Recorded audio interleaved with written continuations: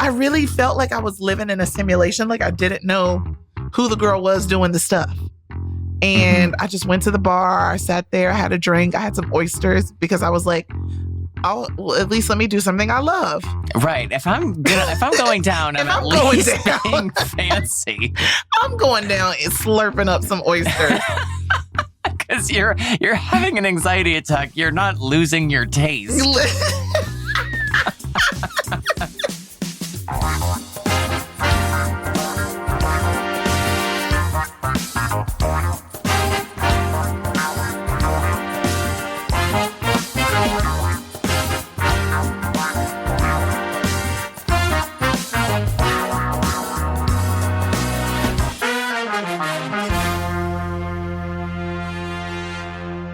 What's up, everybody? Welcome to Normalize This, the show where we discuss whether or not ideas, trends, and behavior should be normalized in everyday society. My name is Adam Rippon.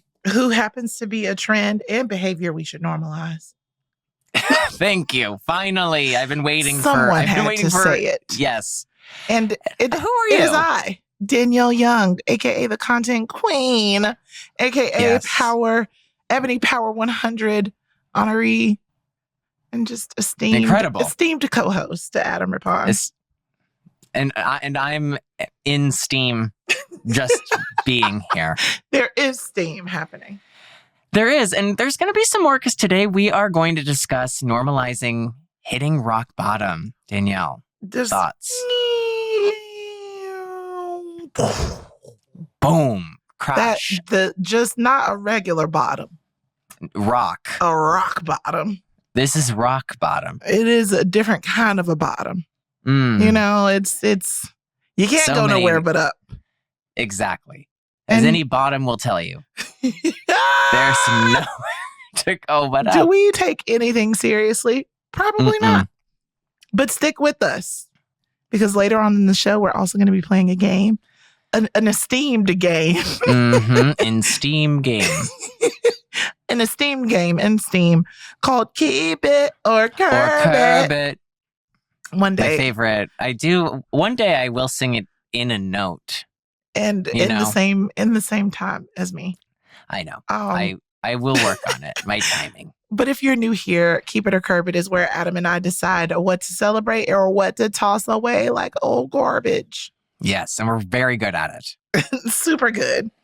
Not good enough to be garbage men, but good enough to be keep it, man.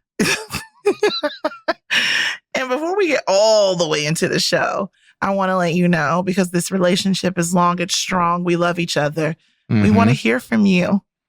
It's been so long. Hit me up on social media. You know, let me know what you want to see normalized. Let me know what you want to talk about. We could even just talk about your problems. Right. Okay, I'm there for you. I'm on Instagram at the Danielle Young, on Twitter at RapsoDanny. Adam, where they gonna hit you up at? They're gonna hit me up on Instagram at Adam Rip. Nope, that's actually not true. Don't hit that person. No, do not. Actually, if you've just drafted that message, don't hit send because you know they are already typing it in. Exactly, because I know that we have a 100% response audience. Call and response. Yes, first responsers. And so at Instagram, @AdaRip, and on Twitter, Adam Rippon. So yeah, if you have anything that you need us to normalize, which we will do free of charge. Free. You don't even got to pay for it. Exactly. But we are paying.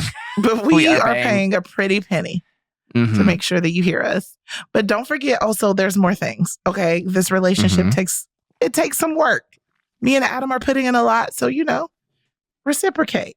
Please. Rate us, subscribe, and leave a review while you're at it. It's going to take minimum 2 minutes. Yeah. And what Danielle means by that is 5 stars, quick sentence, you're in, you're out. Thank you. And that's all we want. That's all we really want. And honestly, I meant maximum 2 minutes. Minimum 0 seconds because it doesn't take long. Yeah. 5 stars and you're out. Adam. Hi there. Tell us a fun fact about yourself that is actually fun and a fact. Okay. A fun fact about me is currently, I do love my beverages. I'm more of like a drinker than an eater. Interesting. And I'm drinking a Spindrift right now, which is not as good as I remember. I hope they're not giving out sponsorships because... We're going to change the fun facts to what is Adam drinking today? Yes. But, my fun fact is that I like to find coupons online, which is how I did buy this Spindrift. You just be going to Google and typing in? Yes. I feel like there has to be an app for that by now. I know, but every time you Google it, there's always some bootleg code that doesn't work. But every once in a while, it works. I do that when I shop, but I do not do it outside of clothing. Okay, I'll tell you. I didn't know what you happened. could. You can do anything you want.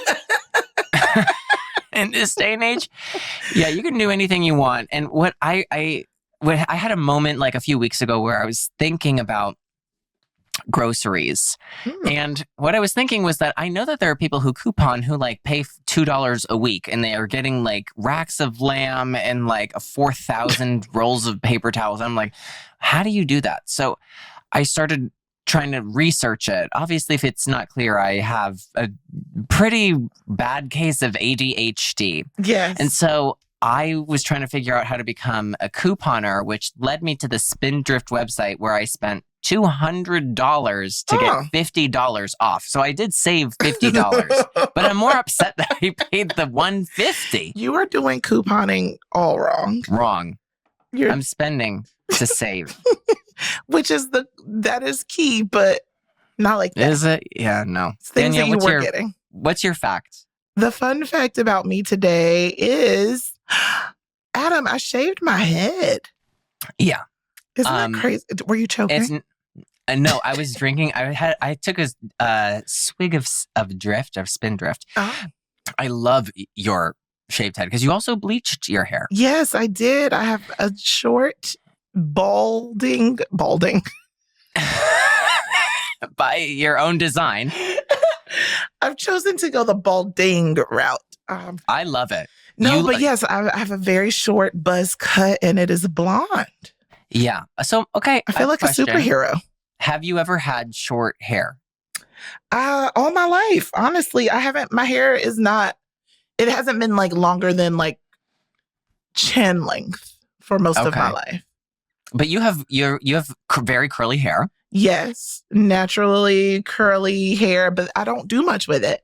But even then, having hair that's very curly, even if it's just chin length, that still means hair. That it's still hair, and it's still, when you take a shower, it's not dry for a while. Listen, you don't know nothing about Black girl showers. We are very often dry in the head department when we're in the shower. But, every 2 weeks or so, we wash it. But no, honestly, because I use a lot of protective styles, braids and wigs and weaves and things like that, I just often didn't pay attention to my actual hair. Mm-hmm. And I think I've become, or just naturally, I am one of those people who have all this symbolic meaning and feeling behind shaving their heads. I didn't mean for it to be all that. I just thought of it one day, and I've been going through, some depression and some things on my, in my life. And it has felt so symbolically beautiful. I feel like I've let go. I feel like I hadn't really been feeling myself, even though I know I'm adorable. I would look easily. I would look in the mirror and just not feel that, or not, not feel sexy, and that can have a lot of effects in your relationship and the way you carry yourself. And so now I think I'm like me again. So I feel, I feel myself, and the confidence is there and the energy is there. So it feels like I actually did let go of more than just the hair. I let go of something that felt like it was weighing me down.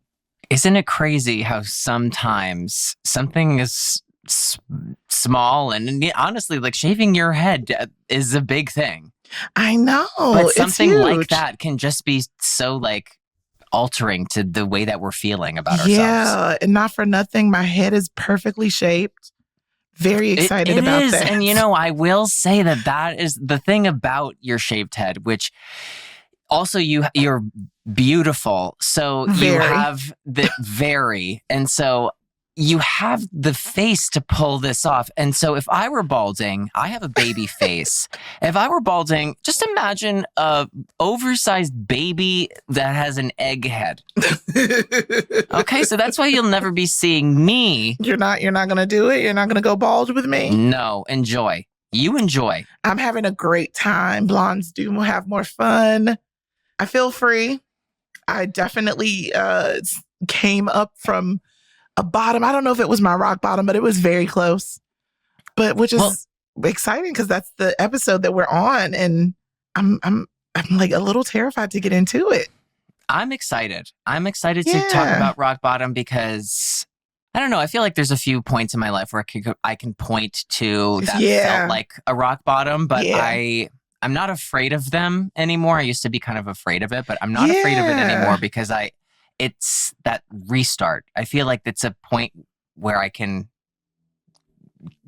start over almost. And that's kind of like the gift of being at rock bottom. Yeah, strategizing to get out. So for those of you who don't know or have never felt the depths and the despair of a rock bottom, it is a moment, because you probably could have more than one. God bless you if you do.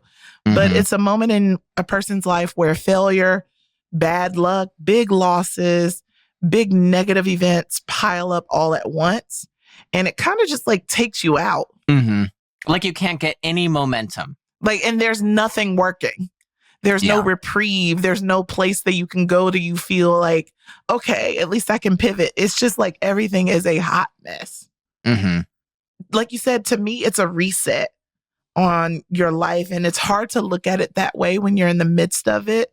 Whether you've lost your job and you don't have any money in your savings, or you lose your scholarship at school and you have no other way to go to school, or you're going through like drug abuse or losing people close to you, you're like losing a parent in a time where you need them most, is really, really a rock bottom place to be in. Like there's just so many ways that life can like put you in this place. Right. And how you get there. And just, I think the thing about rock bottom is that there's so many different kinds of it. It's really like you have to realize that you're there for you to turn it around, or it can just feel like it never is ending. Yeah, the thing is, it does feel like that when it's happening. It just feels like if you believe in God, like God has forgotten about you, or everything seems to be happening wonderfully for so many people around you, and you just are not able to like get out of it. But like I've had a couple of friends recently who felt like they were there, especially in the sense of like not having work and thus losing out on opportunities to do things that they would want to do to like make them feel better because there's no money. So it just feels kind of like, oh my God, I have to like really sacrifice and really strategize on how to like survive. And when they were doing that, they didn't feel, it was hard to feel positive, right? And so when I would come in and I'm doing great and everything's going the way it's going, at least optics wise. Right. And here I'm it's all about optics. It's all about optics because I was not doing great. I had a job, but I came in and I'm like, you know what? I was literally there when I did not have this gig. And I really felt like God was clearing the slate for me. I didn't know exactly what for, but I knew that like my way was being cleared so that I could make a new one. And for me, I think looking at it like that, and I mean like completely jobless in an apartment that was like, I'm in over my head. I'm just like, oh my God. But to look at that and know like, oh wait, no, this is actually just a blank canvas where I get to like pivot and create whatever it is that I'm about to do next.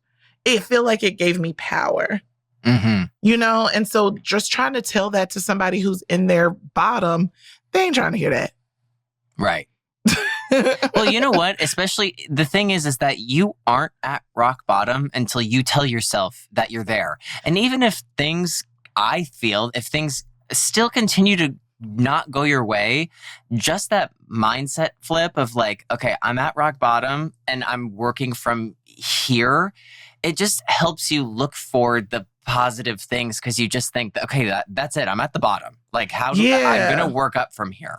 But I think that is it too. Like life can be very daunting And like we said earlier, there's so many different ways that you can experience having like the bottom happen to you. And it's just going to keep happening.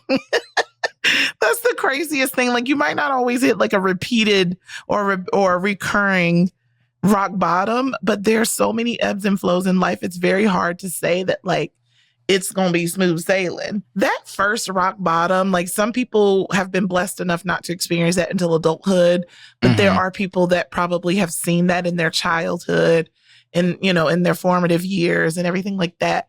And it makes it really tough to navigate around those things. But when you fast forward and see the fact that you survived it, because I had a friend tell me that too, like where, you know, I've had a lot of loss in my life very early.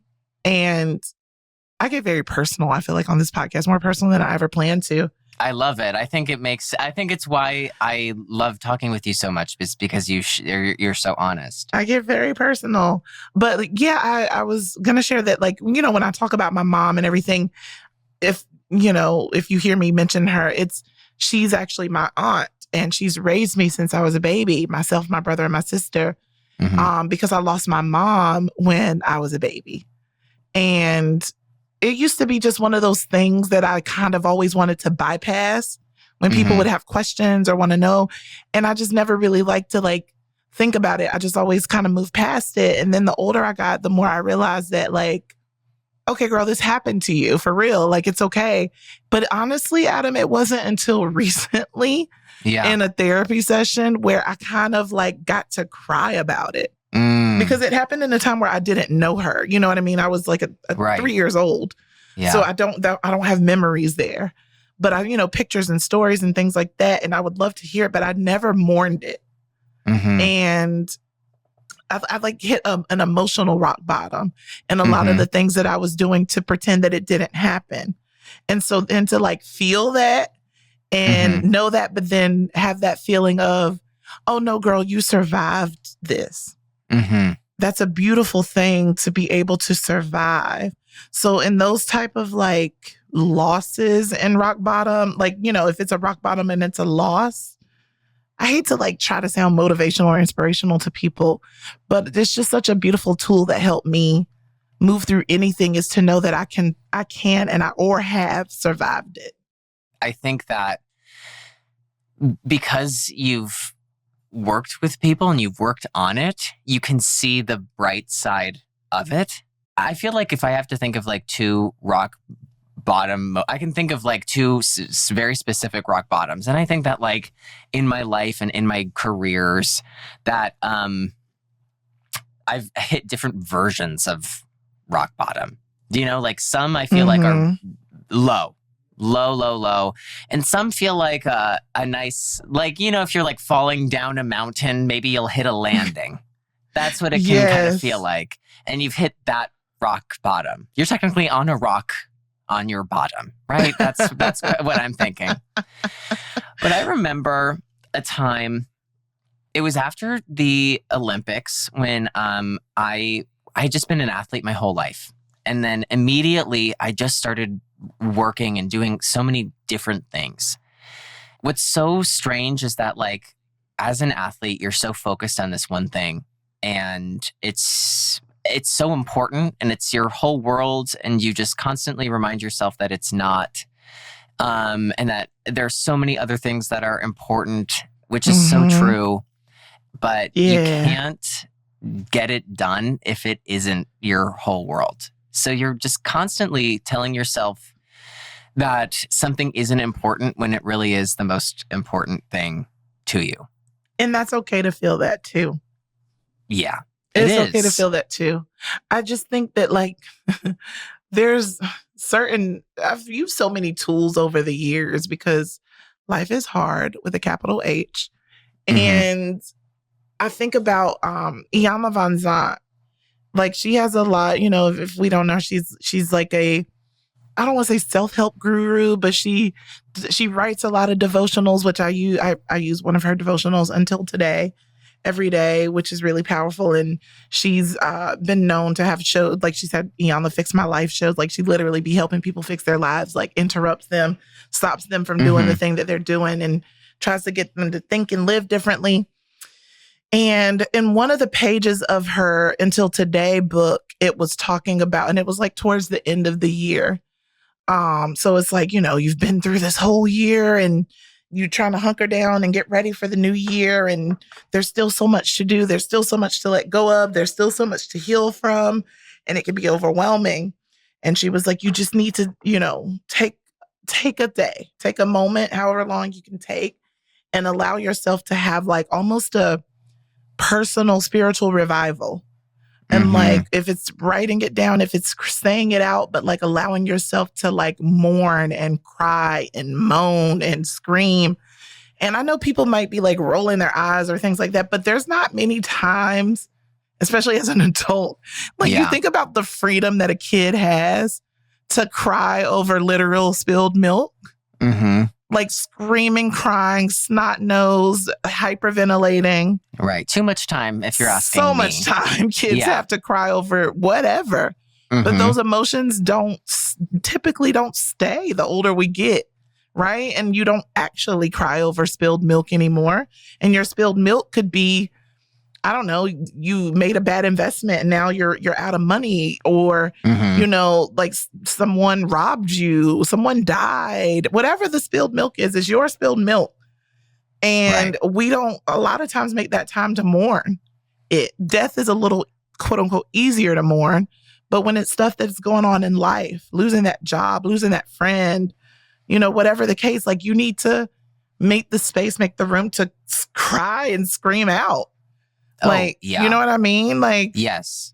I mean, I've had moments like that of like, you just need to like restart in your own space. And what I was saying of that mindset that I felt like that I was in, that I started working right away. And this one thing that I was so focused on, it had nothing to do with what I was doing anymore.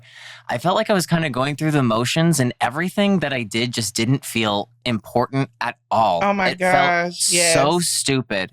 And I was like, what am I doing? Everything I'm doing is just worthless because it's not as physically demanding as what I was doing before, or like the stakes didn't feel as large. And I just felt like everything that I was doing was completely pointless. I didn't feel like I was adding anything into the world. Yeah.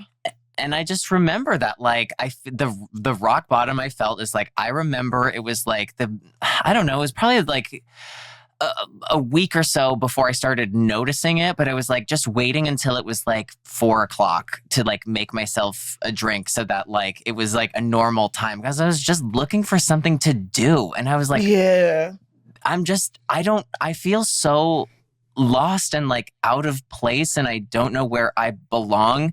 And it ties right into that, like, I needed to kind of mourn that different version of myself that didn't exist anymore.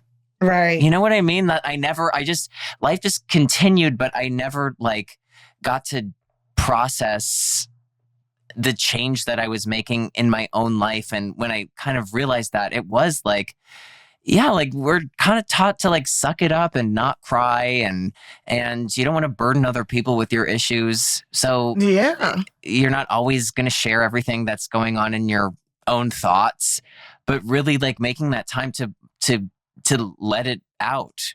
Listen, let it out. As someone who recently let it go, literally and mentally and all these things, like a release is a very necessary thing when dealing with the rock bottom, with dealing with your own emotions, when dealing with anything that feels heavier than you think you can carry, And I think one of the best things about a rock bottom is the fact that you get out. Yeah. Like you can and you will get up out of there, because there's no other choice. Like you can't sit in the rock bottom. That's literally giving up. Yes. So coming up out of that thing and like making sure that you are actively giving yourself a chance to do so, it does a lot to your resilience. Like now the next time that a bottom comes, it's not going to be as dire. You'll be able to bounce back a little quicker. It won't tear you down as hard. You know what I mean? It helps you feel more confident. It helps you feel like you got this. You know what I mean? So it's just like coming up out of that thing, it does so much to your spirit. I mean, it can be really empowering Mm-hmm. to find your way out of a situation that feels like rock bottom. I feel like in those situations that like it's the kind of you're given this like extra kind of power to be like, okay, what's going on? How did I get here? Were there How mistakes did I that I get made? here? Can I learn from something? And I'm only speaking from my own personal experience with feeling at rock bottom, because everybody's Yeah. different. Everybody's different. And you can really trick yourself when you're down there into thinking that everything is just bad. I'm like a professional at that. You can really trick yourself into that. And it takes a lot to shift that mindset because words are so powerful that you could put that on yourself. You know what I mean? Yeah. Like you're in it already and you're speaking negatively towards it. I don't want to say that depression and rock bottom are one and the same, but they do be holding hands. They talk. They talk. They date. They have been places together. And we've seen them there. So that's like why we're saying they've this. been spotted together canoodling. And I know how you love your stats, Adam. So I have one for you. Okay. Up to 80% of people treated for depression show an improvement in their symptoms, generally within 4 to 6 weeks of beginning medication, psychotherapy, attending support groups, or a combination of treatments. Mm-hmm. Now, I have been recently medicated for anxiety and depression, and it's been about 3-4 weeks, 3-ish weeks. What do you think? I think everybody need to get them a pill, baby. Yeah. I just, because I was feeling genuinely destitute. I was feeling empty, like hopeless, penny with a hole in it, giving you very much, there is no point. Yeah. And that was scary to me. Yeah. Dealing with that on a recurring basis, but like it hadn't felt that empty for me. I felt sad. I've been depressed before, like not being able to get out of bed. I've been, in anxiety attacks that have made me feel like, oh my God, I should go to the hospital. And I've dealt with that, but I've always been okay. Or maybe I thought I was. Right. But you worked your way out of it. Yeah. Quote unquote, somehow, and I was like, oh, everything's okay. Yeah. But then it felt like, and forgive me for comparing myself to anybody's medical plights or anything, but you've heard of like these long COVID symptoms where people think they're good and then they still have lingering effects of the things that COVID has done to their body. Yes. I feel like I felt that when it comes to depression and anxiety, where I would feel the effects of lingering depression like in my back or in certain ways of never being able to catch up with myself energy-wise. And just trying my best to pretend, and I could not anymore. And I got really scared about that. So I did what I thought was best, and I just started telling people that I'm not okay. Yeah. Because I was like, if I tell y'all know. And whatever you do with that, like, I'll have to manage it, which was also giving me a little anxiety here and there. Right. But yeah, it helped me feel safer in sharing that. And then I'm still trying to live. I'm still trying to trudge along. But it wasn't until I tried to physically go into work that you really felt it. That I actually felt it. And I had an anxiety attack before as my car was pulling up. And I couldn't do it. And then I tried to still force myself and push myself to, because I'm like, girl, this amazing job. You're going to see these people face to face for the first time since you got the job. Like, yeah, no, you could not tell my brain that this was good in any way. And I was terrified. And after I because I had to it was this whole security thing to get in. I calmed down outside long enough to go in. But then once I went upstairs, it happened again. And I snuck off into a bathroom. Oh. And I'm trying to get myself together because I also don't know what the hell is going on. Yeah. Because I'm excited. Right. But I wasn't. I could not pull it together. And I was trying to read like messages and like tell somebody that like I can't do this. I couldn't even read or comprehend or type. Oh, that's so scary. And I was like, what the? Okay. All right. Yeah. So I just tried to calm myself down. I don't know how long I was in that bathroom, but because of the type of office that it was, there's multiple floors. Thank God. So and also we're still, in this weird COVID-y office time. So there wasn't a lot of people there. So no one came into the bathroom that whole time. And I made my way out the door, and it felt like I got a burst of air when I walked out of the doors, and I calmed myself down, and I literally just called an Uber to a place like a bar. Like just to get out. Just to get out. I really felt like I was living in a simulation. Like I didn't know who the girl was doing the stuff. And I just went to the bar. I sat there. I had a drink. I had some oysters because I was like, at least let me do something I love. Right. If I'm going down, I'm at least being fancy. I'm going down and slurping up some oysters.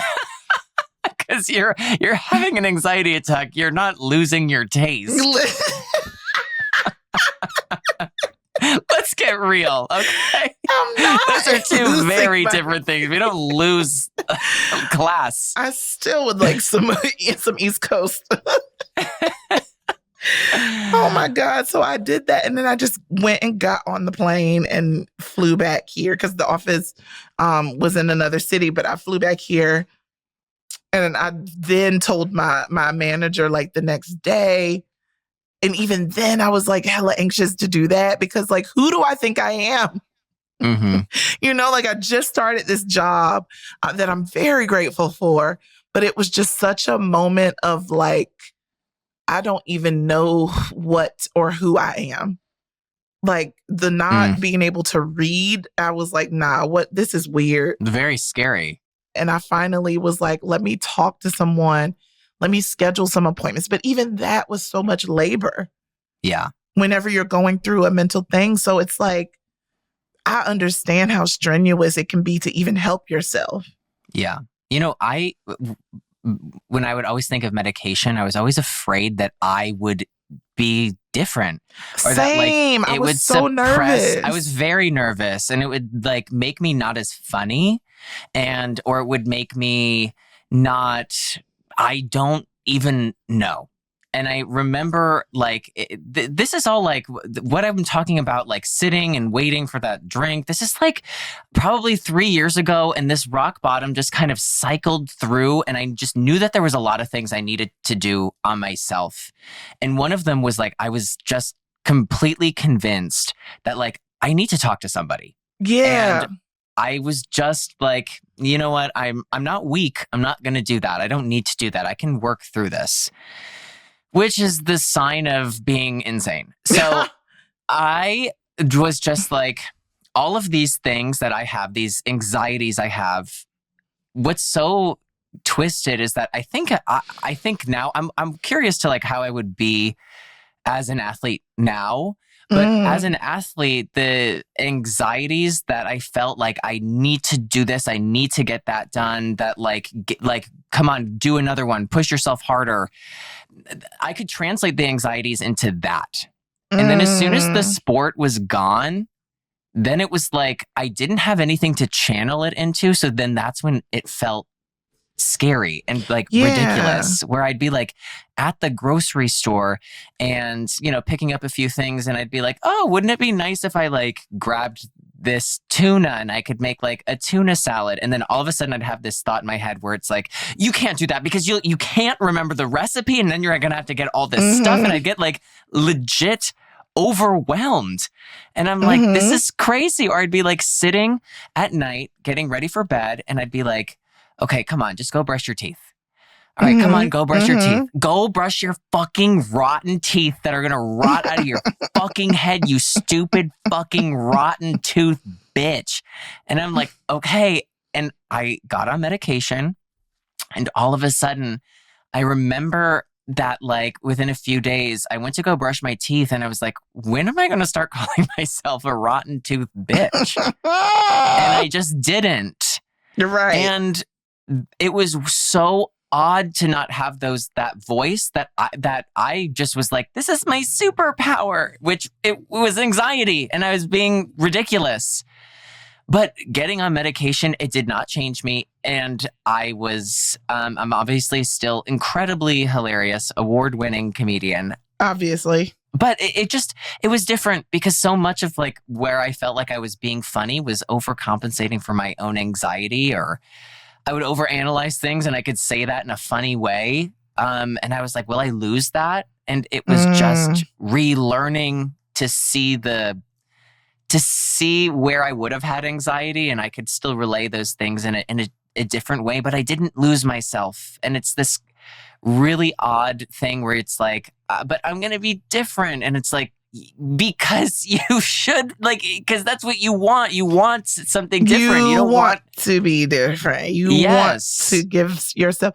And honestly, the doctor that I spoke with and that I speak with was like, listen, people take medicine for blood pressure, for pain, for anything to run properly. And they are just prescribed this medicine and they take it fully trusting that the doctor knows what's best and that thing will help them with what ails them.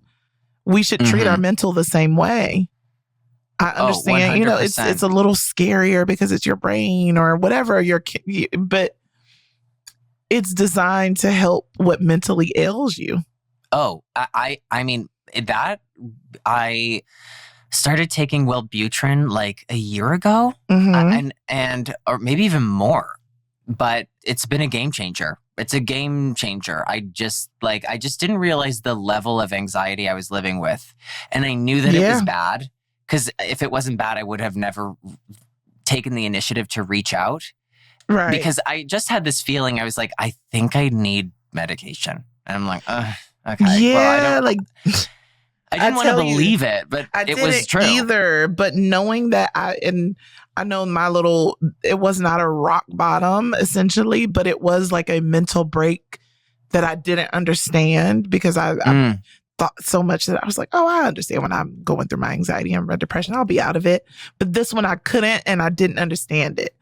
And it didn't sound as drastic as a rock bottom. I'm at a bar eating oysters, but like, you couldn't even tell me who I was. Like, you know what I mean? Right, I was just like kind of floating through. And I knew, I was like, man, I'm going to need more help than I've had in the past. There was this feeling inside me that I just felt like I was at a place where I didn't see a way out. And the only way out I saw was if I were to reach out to a professional. I just felt like it was out of my own hands at that point. Real. I just know that on my own personal mission to get the help, and I'm blessed enough to be, to have great insurance. And even that was still like a bit of a chore to go through that and to find the people in your network and to make sure they're accepting new patients. Like, it can be difficult and daunting to do that if you're suffering through your rock bottom or any type of depression. Mm-hmm. So maybe if there's somebody that you can trust and that you love that like is able to help you push through those things, because it doesn't make it easy, and it's even harder. Like, that's just like dealing with getting a therapist, a psychologist, to get a psychiatrist and all of that. It can be a bit even more daunting, It is daunting. Yeah. Certain medical professionals have surveys and things that you need to fill out before you get to the appointment, or, these intake forms, and they're important because they're asking you about where you are. But that also, it was very overwhelming for me. Oh, I remember when I did my survey, and it was very clear to me that I was doing the right thing when I was answering this. I was like, how do y'all know exactly what to ask me? What's going on? I'm like, oh, intrusive thoughts. And I'm like, yeah, sometimes I do think like, what if I just like swerved my car right off the highway? And I'm like, I'm not going to do it. But it would be like, I'd have like shit like that. Like, why is that happening to my brain? Yes. And it was like, I had these little things where I'm like, maybe it's not normal to like stand by a balcony and go, what if I just jumped? And I'm like, I'm not really gonna, but like, what if I just did it? And I'm like, but I don't want to do it. And it was like, you know what? I feel that, but the intrusive thoughts. the intrusive thoughts. And so that was the real catalyst of like, I just started having a lot of them. And so I finally just took that initiative. But once but it was taking that first step to say something to somebody else. And once I vocalized it, it became a little bit more real. Mm-hmm. And once it was a little bit more real, I could then make a real plan of like what to do next. Yeah. And I think that's what's important, is that there is some type of forward movement. It doesn't have to be handling it all today. But as long as there is some forward movement in getting you out of that rock bottom, out of that depression, out of that place that doesn't feel like there's any hope. But again, listen, right.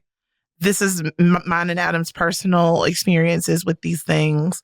We are not, mental health professionals. We are just people who deal with their own mental health.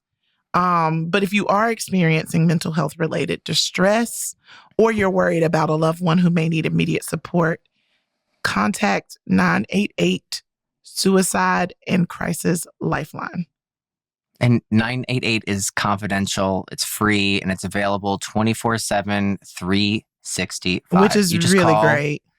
It's an amazing resource to have out there. And it's just as simple as just calling or texting 988 to connect with a trained crisis counselor. And that is available, again, 24/7.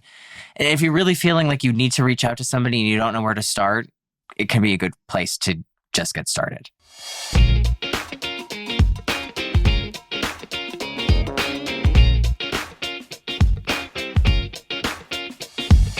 Danielle, I think now that everybody knows that I'm on medication, we should go. Yes. Let's clink our pills together. Clink. I'm feeling better already. We should get into our next segment. Yes. Keep it. Or curb it. Or curb it. Whew. One day. I took the lead on that one and it felt kind of good. What did you think? I hear complete silence. And a high pitch. It went. I'll work on it. Again, I'm going to work on it. It went. So, it okay, did. I'm ready for keep it or curb it. We're moving forward as you do, right? I'm taking a page out of our own advice to ourselves. Yes. What social trend or ridiculosity are we about to keep or curb? So, in recent months, scientists around the world have put their lives on the line to protest and bring attention to the climate crisis. The climate crisis. Good night. The climate crisis. The climate crisis. Mm-hmm. And according to The Guardian, more than 1,000 scientists in at least 25 different countries were arrested for gluing scientific papers and their hands on the glass of a government energy building in the UK. Their aim was to draw attention to the lack of response from governments around the world to make significant changes or suffer climate catastrophe. Oh. So, should we keep or curb scientists protesting in extreme ways to get our attention? First of all, that sentence sounds like I want that. I am obsessed. Yes, yeah, I love scientists. That. We know that the world is suffering and has been for so long. Mm-hmm. But people still try to act like the climate crisis. The crisis. It is a crisis. They're trying to act like it's not happening. But it's like, honey, do you not feel this weather? Do you not see the melting North Pole? Like, things are happening. Yeah. And I think the thing that bothers me is that I think it's so important that we all make an effort to be as environmentally conscious as possible. We should. But if these large corporations, I cannot believe on a podcast I'm saying the word large corporation, but if these large corporations, I know I am me, as they have said in a song before that I can't think of, from The Greatest Showman. And if these large corporations, my hands are glued to my desk now. If these large corporations, if they don't make the big changes, then like we don't really see big changes. Yeah. Stop being bad. We're killing the planet. And they need to get our attention. I'm honestly, if the scientists are doing this type of extreme, like, display, it is important. Yes. We need your attention. Yeah. 1,000 scientists came here. 1,000 scientists. Greta over Thunberg 25 came to countries. the United States. So it's not even like it's in one country. They are spread across the world because the climate affects the world. Famously. It's everywhere, y'all. So the scientists are like, no, we're banding together because this is a world issue and we don't talk about it. But for some reason, I know that Khloe Kardashian had a surrogate baby. Why do I know that? I feel like I should know more about the climate crisis. Yeah, shouldn't we know more about the polar ice caps? Fuckhead. I'm keeping extreme protesting from scientists who are informing us of our impending death. Yeah, I'm keeping these scientists. Thank you for your work. Keep showing us, please. Mm-hmm. Next up on Keep It or Curb It. Curb it. That was better. I will say that I did sound better. Okay. I'm not mad at you. So this one is speaking to my heart because I almost am very ready to get a pet. Almost. Okay. I have a dog, so this is sounding along those lines. Yes. You're probably one of these people. According to leading online pet store, Chew.com, in 2019, American pet owners spent $95.7 billion on their companions, their pets. I believe nearly double the $48.35 billion forked out a decade ago. $95.7 billion in 2019. And I'm sure it's more now that we've been through this pandemic. People probably got pets. But pet owners in America have been splurging on things like designer clothes, furniture, grooming, spa treatments. I've seen dogs in sweatshirts and strollers, beds, healthcare, gourmet food, like food that costs more than your monthly bill of your takeout orders. So according to Chew, the pet industry experts credit the rise in pet pampering to millennial pet parents who see their pets as part of the family. I mean, we've always seen pets as part of the family. Yeah, and you know what I really think it is? Is like what? They are. No, they are. And I think the real thing is that people could see that there was a market for it, so there's so much more available. People wanted to always because back in my day, dogs used to eat scraps, from dinner. And now we've learned that is not healthy. And especially like chicken bones and things like that could be potentially dangerous to dogs. So I grew up knowing that dogs could just do whatever. And now dogs have like probiotics. Dogs are out here getting all kinds of gourmet fancy feasts that are gluten and this and that free. So it's like they have improved the way our pets need to eat because this stuff, the human food don't be working, and then the dog food just kibble. Dogs need a little variety. They need protein, like you. Yeah, just like me. And I will say, so I do have a dog. Legally, I own a dog. Okay, and that dog is a part of the family. That dog is a part of the family. How much of that $95.7 billion is from you? I'm going to tell you. So have I thought and have I looked long and hard? So I'm going to tell. So Tony is a total mix. He's like a rescue dog he's originally from Tijuana. So I got him from this rescue in LA. It's called Pups Without Borders. And they save different street dogs that they find. And Tony's mother was pregnant with the litter Tony was from. She had her babies in Tijuana. And so I got Tony from her litter. I'm Googling Pups Without Borders right now. They're so great. They were so great. So Tony is, here's part of the billion, did his DNA because I wanted to know what's the lineage of my son. And I could see that he is like 40% pit bull. He's like 15% Rottweiler. He's got some boxer. He's got German Shepherd, Golden Retriever. Oh my goodness. So many things. You'd think he'd be a big boy, but he's kind of short and he's got a thick ass neck. So I thought that maybe he'd be a small dog. Well, he's not a small dog because he's got a thick neck. So he's not a large dog, even though on the weight scale, he could be large because he's 50 pounds. I told you, the thick neck and the short guy. Throwing you off. Threw me off. And so he's dense as the day is young.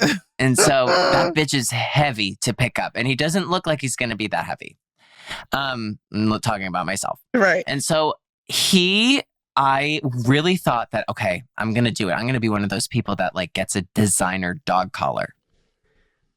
But I'm glad that I waited because I could see how he treats the current collar he has like a piece of shit. So my favorite collar he has is that like it's just some like really washable one, which thank God, because dogs are dirty. Dirty. They are dirty. Does Tony have like, you know, those Yeti water bottles? Mm-hmm. He has Yeti water bowls. Get out of here. I'm sorry, but that's for me because I think it's cute. Was he afraid of them? Yeah, he was. And he didn't drink water for about 2 days. What?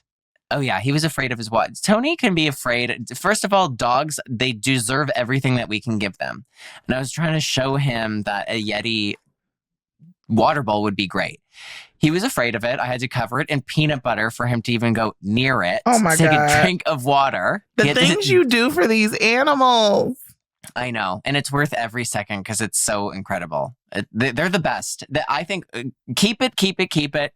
And I plan to keep spending more billions of dollars on pets. I am already in love with an American Pit Bull Terrier by the name of Rigatoni on Pups Without Borders. Oh my God. Please. Oh my God. Please. You have, like, if you're looking for a dog, anybody, they're the best. And they always have they just have tons of dogs that like need a great home. And I'm already sold. Great. I'm already Love sold. it. Oh my God. I have to send you Rigatoni. I'm obsessed. Please send him.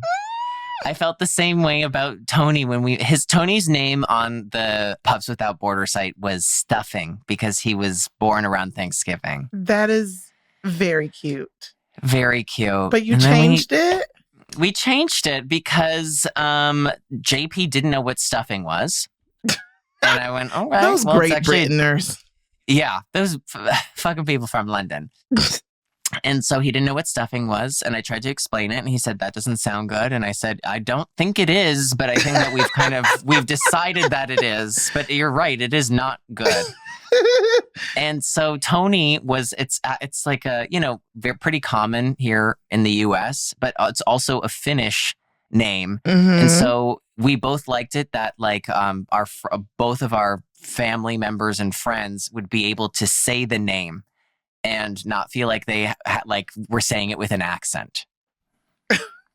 So we settled on Tony instead of stuffing, which, let's be honest, is just bread covered in shit. But stuffing is hella cute. And I love Rigatoni. I would not change Rigatoni's name, I don't think. But I want a dog named Pancetta. Okay, but you know what? I do think it's a sign that Rigatoni is sort of in Rigatoni's mine. I'm adopting this dog. I don't care what anybody says. You should go see him. I'm not joking. I gotta get to him before somebody gets to him. Do it. Oh my God, I'm gonna cry. I'm my gonna God, cry. I cannot. And obviously, I'm gonna pamper my pet. So keeping. Yes. Oh, and I can't wait. When you do, I'm bringing you the Yeti water ball. Easily. I've already been convinced that my dog needs it. Oh, yeah, okay. I'm so excited. We actually have one more keeper curb, and it's I'm excited about that. It's not as good as pampering your pets, but what is? What you got? I have a 56-year-old woman in Utah made Why do you have a 56-year-old woman in Utah? Well, she needed help. and I said, okay, girly, come over. And this is what happened. This woman from Utah, 56 years old, you're hearing me, September. She announced that she's having a baby girl. She's pregnant. Oh, God bless. Okay. Well, that alone is unusual. The 56-year-old woman is pregnant with her son's child. According to reports, 56-year-old Nancy Huck volunteered to carry her son, Jeff, and his wife, Cambria's fifth child. Fifth? A girl. Fifth child. So there's a lot of factors here. Yeah. So Cambria isn't able to carry a pregnancy after she got a life-saving hysterectomy. So should we keep or curb using our mothers as surrogates? I think that we should curb using the verbiage that this mother got pregnant with her son's baby. Well, okay, there's a lot of factors here. First, Utah. Second, Totally. They're doing no disrespect, Utah, but girl. Second, it sounds immediately creepy. Yeah. Then my heartstrings start getting pulled because this mother is doing such a selfless act for her son. And if she's a healthy woman, childbirth is tough in general. Yeah, I agree. You know, I think this is beautiful. But you know what? I would say instead of my mom carrying I wouldn't want the my baby 50-plus-year-old mother. No. Hey, Cambria, cut it at 4. That's my like what Cambria, baby. We have 4. Don't do this. Like I thought, like if it was the one and only time we want a child, and we've decided on this, and Mama Nancy is healthy, right? Sure, but this is your 5th child. Yeah, and Mama Nancy is getting AARP letters she can apply for. And is this, or did we inseminate her? I'm gonna pray that we inseminated her. Oh, I never want to think about that again. Nancy, please, baby. I think this is beautiful and selfless, especially because her son and daughter-in-law are trying to get a 5th child. I just need to understand why they would want to put Nancy's life on the line. That's Utah. It's your ride or die. My goodness. Jeff and them, it's a little selfish for me. God bless them. But it's a little selfish because the 5th child thing and the mom being that old, carrying this baby. I think we should curb using our mothers as surrogates. It's too many factors. Like, how old is your mom? If she's 40 and younger, then sure? Question mark. No. I just don't. I don't know if it feels creepy. I feel ignorant saying that, but I don't know. I don't feel right. No, it feels weird. It feels so weird, and also I don't feel like 56 seems to be a weird age to have a kid. I'm an idiot, but you feel me. I know, and I'm like, oh, I got to do all that. And I also don't want to be like to my son, like we both came out of my mom. Listen, can I tell you a fun fact from the Jackson family? Yes. Since, people are giving birth to their family members, Michael Jackson has 2 brothers who share a baby mama. Right. I just wanted to put that out there because you mentioned sharing a baby mama with your mama. Your mama being your baby mama. Say that again. I feel like that was something that was supposed to shock me more than it did. I was like, oh, is this okay for you? So 2 of Michael Jackson's brothers, Randy and Jermaine, share a baby mother. Oh, so the children are brother cousins. I do not like that at all. Okay, now I get it. The children are brother cousins. Oh, I don't like that. Brother, sister, cousins. Because they all share the same mom.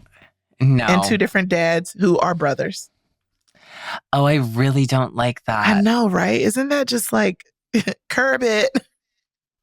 Yeah, curb that. Curb everybody having babies inside of their families that are not their babies. Yeah. Curb having babies. I think we should be done. The climate crisis is here. We hardly have any more Earth left. Give the doctors a rest. Because we probably won't have any more. Everybody's an influencer now. Yeah. So I don't see any doctors out there trying to sell anything. Or do a little TikTok hip dance. Yeah. Maybe you should. Oh, you know what? There is a doctor on TikTok who I'm fascinated by because he's sometimes, sexy. No, worse, dramatic. Ugh.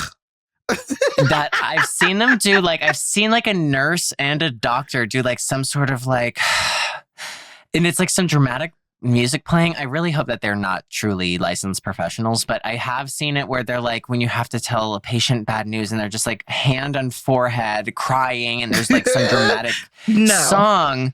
And it's just like, sometimes this job doesn't get any easier. And I'm like, I hope the job you're talking about is not being a doctor, because this is the craziest thing I've ever seen in my life. Oh my God. No, we should not have doctors participating in this. No. Curb it. Curb that. I'm curbing the last three things. I'm curbing Nancy. She's done. Nancy done. Jeff, Nancy, Cambria, you're done. Done. You, Cambria, baby, you're done. Yeah, you're done. Get a dog. Get a dog. No more fifth. You don't need a fifth. Spoil it. 95 billion. Yes. So, yeah. Jackson, brother, cousins. I'm so sorry, Curb. The It's brother, too cousins, late. and the Jackson family. And honestly, I was about to ask you what was your favorite takeaway from this episode. And brother, cousin. The phrase brother, cousin. That's my favorite the fact takeaway. that we know the Jackson family has some brother cousins and nobody's talking about it. I mean, what's your favorite takeaway? It's hard to really outdo brother, cousin. Honestly, this is going to bring it back to just the heaviness of the episode, how powerful it was. Learning about 988, being able to call a number and get immediate help 24/7 is quite the resource that I was not even aware that America gave. So that is to me, hey, take that with you everywhere you go, y'all. Yeah, that's amazing. And there's other, like, if you try to find something that might, be a different fit, or if you need something, there's organizations like the Trevor Project that are out there that are also a free 24/7 hotline. But yeah, learning about this 988 is great. It's really, really awesome. Yeah, I love that. Yeah. Well, Adam, thank you for sharing that. Thank you for sharing so much of yourself today. Truly, no, Danielle, I feel thank you. so exposed, so vulnerable, but that's only because I'm here to help. And I also believe in growing this relationship that we have with y'all. Yeah. And you know what? I do feel that, like, sometimes just sharing your experience and somebody kind of might relate to it and they might take steps in their own lives, whether, you might get therapy, might talk to a psychiatrist, a psychologist for the first time. But, we're not all that different. We're all very similar in so many different ways. So many ways. So let's normalize these rock bottoms, because you are not by yourself. No. And that's actually our time for today, Danielle. I had an amazing conversation with you. Thank you. Oh, what a beautiful emotional roller coaster. Yeah. And thank you all for listening. So make sure that you rate, comment, subscribe wherever you listen to your podcast. 5 stars, quick, in and out. Reach out to us on social media. I'm at @AdaRip on Instagram and at @AdamRipon on Twitter. Danielle, where can they find you? At the Danielle Young on Instagram and Rapsodani, RHAPSODANI on Twitter. Slide on in. And let us slide on in, as Danielle's offered. Let us know what you think. And if you have any other topics that we should normalize, that is what we do. And we're ready to do it at a moment's notice. Yeah. So that's it for now. Especially if you want to talk about actual bottoms. You know what I mean? Anything. We literally will do it. We will both bottom on this podcast. And on that note, yes, really, truly, we'll see you next time on Normalize This. Until then, be kind to yourself and don't be a brother cousin. Unless you can't help it. Unless you are. And you know what? That just don't tell repeat people the about cycle. it. Don't tell people. Yeah. End the cycle. End it with you. Yeah. Bye. We love you. And your brother. And your brother and your cousin, who is the same person.